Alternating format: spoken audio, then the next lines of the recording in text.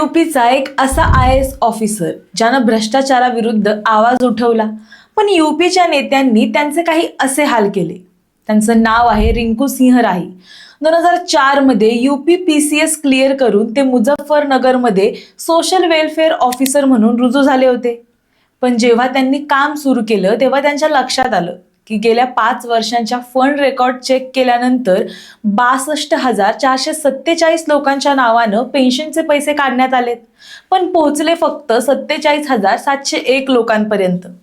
असेच अजून 5.5 करोड ओबीसी स्टुडंट्सच्या नावानं आणि 11 करोड रुपये BPL फॅमिलीच्या नावावर गायब होते. म्हणून त्यांनी RTI चौकशी सुरू केली, पण सिस्टीमनं त्यांनाच निशाणा बनवलं आणि 2009 मध्ये त्यांच्यावर 6 गोळ्या घालून हल्ला करण्यात आला, ज्यात त्यांच्या एका डोळ्याची दृष्टी गेली आणि जबडा फ्रॅक्चर झाला.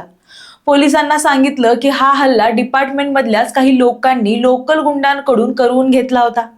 पण त्या हमल्यातून रिंकू सिंह राही जिवंत राहिले आणि त्यांनी सरकारसोबत लढाई केली, उपोषण केलं, पण सिस्टीमनं त्यांनाच मेंटल हॉस्पिटलमध्ये टाकण्याचे प्रयत्न केले. एवढं असूनही रिंकू यांनी गिवअप नाही केलं आणि 2022 मध्ये त्यांनी UPSC क्लिअर केली आणि पुन्हा एकदा मुझफ्फरनगरमध्ये आले आणि तेही IAS ऑफिसर बनून. आणि आता लोक त्यांच्या प्रामाणिकपणाला थरथर कापतात. तुम्हाला या ग्रेट ऑफिसर बद्दल माहित होतं का? हे आम्हाला कमेंटमध्ये नक्की सांगा.